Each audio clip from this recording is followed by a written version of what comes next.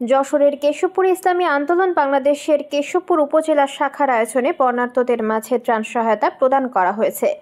বুধবার সকালে ত্রাণ সহায়তা প্রদানে ইসলামী আন্দোলন বাংলাদেশের কেশবপুর উপজেলা সভাপতি মাওলানা সিরাজুল ইসলামের সভাপতিত্বে প্রধান অতিথি হিসেবে উপস্থিত ছিলেন যশোর জেলা ছাত্র ও যুব বিষয়ক সম্পাদক শহীদুল ইসলাম গাজী। বিশেষ অতিথি হিসেবে উপস্থিত ছিলেন যশোর শিল্প বাণিজ্য বিষয়ক সম্পাদক আব্দুর রহিম, কেশবপুর উপজেলা সেক্রেটারি মোহাম্মদ আব্দুল হালিম। এছাড়াও উপস্থিত ছিলেন ডাক্তার আব্দুল মান্নান, মুরাদ খান সহ ইসলামী আন্দোলনের বিভিন্ন নেতাকর্মীগণ।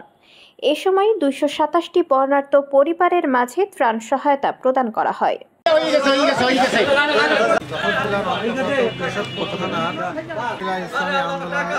কর্তৃক 2024 ত্রাণ বিতরণের আজ আমরা এই ত্রাণ বিতরণ বন্যা দুর্গত অসহায় ব্যক্তিদের উপরে দিব, কিন্তু আমরা সীমিত কিছু ত্রাণ বিতরণ করব।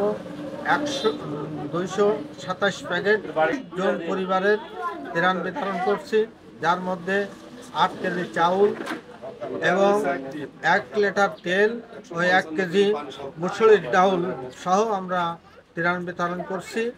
এই সামান্য ত্রাণ বিতরণে করে আপনারা সবাই সন্তুষ্ট থাকবেন এবং ইসলামী আন্দোলন বাংলাদেশ সাহেব ধর্মেনার নেতৃত্বে যত সামনে অগ্রসর হতে পারে এই জন্য সবাই দোয়া করবেন এবং ভবিষ্যতে যত আমরা এদেশে ইসলামী হুকুমত বাস্তবায়ন করতে পারি, ধর্মেনার সাহেবের নেতৃত্বে এগিয়ে যেতে পারি, এই জন্য দোয়া করবেন।